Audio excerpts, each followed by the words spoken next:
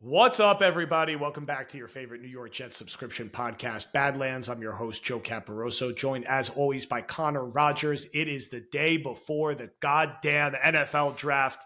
I'm excited. You could hear it in my voice. We just recorded a war room. If you want to hear Connor's number one draft expert out there, final mock picks for the Jets, us riffing on some betting odds, some other fun, lighthearted chatter as always before the draft, go subscribe to War Room, and you'll get that video along with some other bonus content I did this week with Connor Hughes.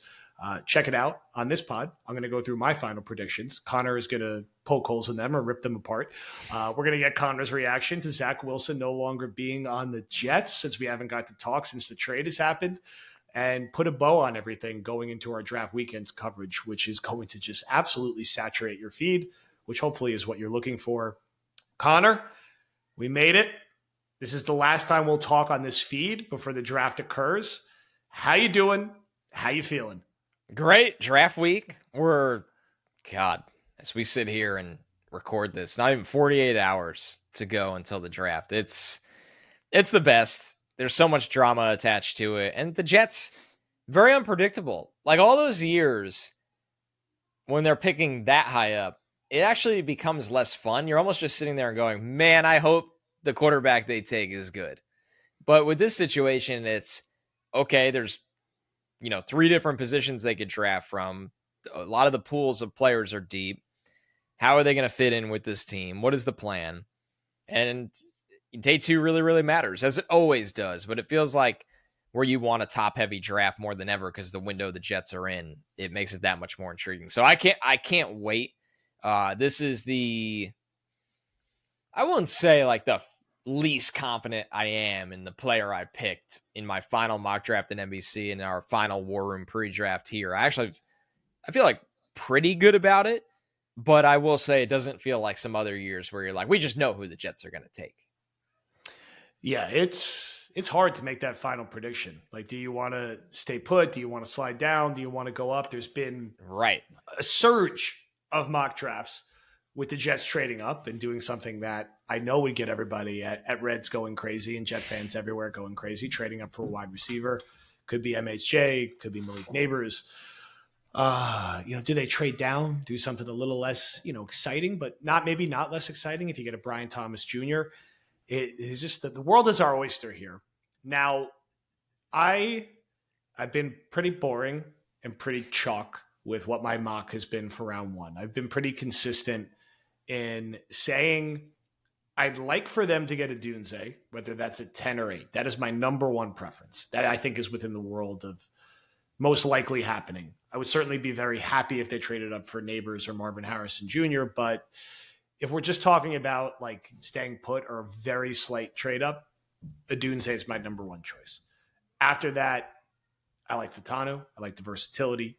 I like his ability to potentially start right away. I like him being a long-term tackle maybe. I'm perfectly happy and content with Bowers at 10. We know the Jets like him. He's the odds-on favorite from a betting perspective. My guess is most mock drafts, settle with him as their pick.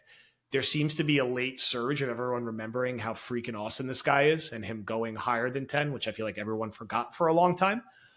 So I would be quite happy with him. And there's plenty of other situations that I think I'm reasonably satisfied with. I will not be complaining if they take Fuaga or Fashanu or they trade down and get Brian Thomas Jr.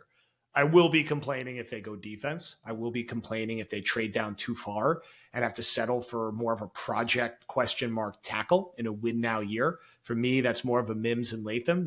I know other people feel differently about them, but for me, not as excited about that. Never mind maybe taking a guy like Latham at 10.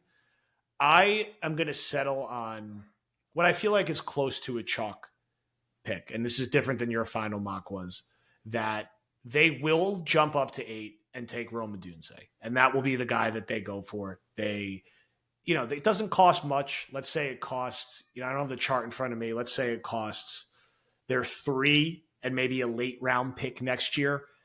Again, maybe it's the 2 4s, but it's about 2 picks, like 2 mid or late round picks. It's not going to like totally break the bank for them. Yeah, it's a short jump. it's not going to kneecap them. And they're not going up for a quarterback, which, you're going up for the receiver. So I don't know. Again, is that like one of the 4s and maybe a 3 next year? Is that I was thinking more of that because you can't lose the day 2 pick, right? Yeah. So that's it. He's there. The Jets leapfrog. They kind of make up for last year where they were caught flat-footed when they were going to take Broderick Jones and didn't have a fallback plan. They get Rome in the first round. Everyone's generally happy. He plugs right in as kind of like the de facto starter as Mike Williams gets back to speed, and the 3 of them are the 11 personnel. We're all happy. He's a very good pro. When we get to day 3, so, okay, let's say they traded the 4 and next year's 3. So now they have 1-4 and they have 72. At 72, they are going to take the best available offensive lineman. I don't think they're going to pigeonhole themselves to tackle. I think they will be open to taking an interior player if that's the best player on their board. I just think that ultimately that's when they will pivot back. They will go offensive line. Everyone will expect them to go offensive line. It then just comes down to a matter of, who's available at 72. And they've kind of gotten the habit. These were round 4 picks, but not too far off from where they took Max Mitchell and Carter Warren. This kind of seems like a sweet spot of where they like to take offensive linemen. I do believe some of the internal propaganda that they like Carter Warren has like the future starting tackle at some point, and they feel like he could start 4 games this year if someone gets hurt. I think they'll seriously flirt with adding Bakhtiari over the summer, and that's how they'll sort of sell that they're fortifying the offensive line. And if it's not Bakhtiari because he can't get healthy, maybe it's Andres Pete, maybe it's someone else who, shakes free in training camp. I'm not saying that this is the smartest approach, but I think this will be the party line that they ultimately go with.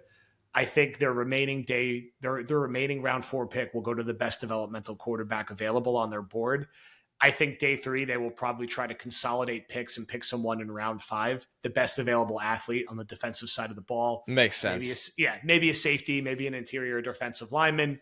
Then I think like a month and a half passes and they add a safety, whether that's Marcus May, whether that's Quandre Diggs, whether that's Justin Simmons. Probably not. Feels more like Diggs or May, or even a lower tier addition than that. They will add a veteran running back. Maybe it's not a name like Ezekiel Elliott. Maybe it's like, it's not going to be Dobbins. He went somewhere else. Maybe it's like I'm using a type. Maybe it's like a Latavius Murray type. Someone who could just come in, chew up some carries, be a veteran presence along with Izzy to back up Breece Hall. And then they'll make or look at the veteran additions I just talked about in the offensive line. I still would not fully write them off, even if they take Rome in the first round, doing the 1 year, $3 million deal with Odell at some point, just because, like, what the hell, why not? We're going for it, and we don't want Lazard anywhere near our rotation.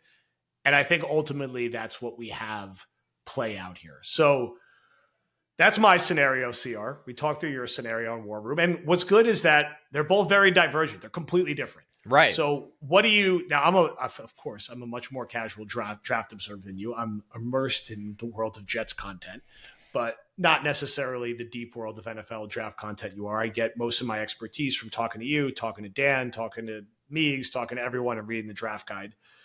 What do you feel about that scenario? How do you feel if it happens? And do you feel it's practical in any way?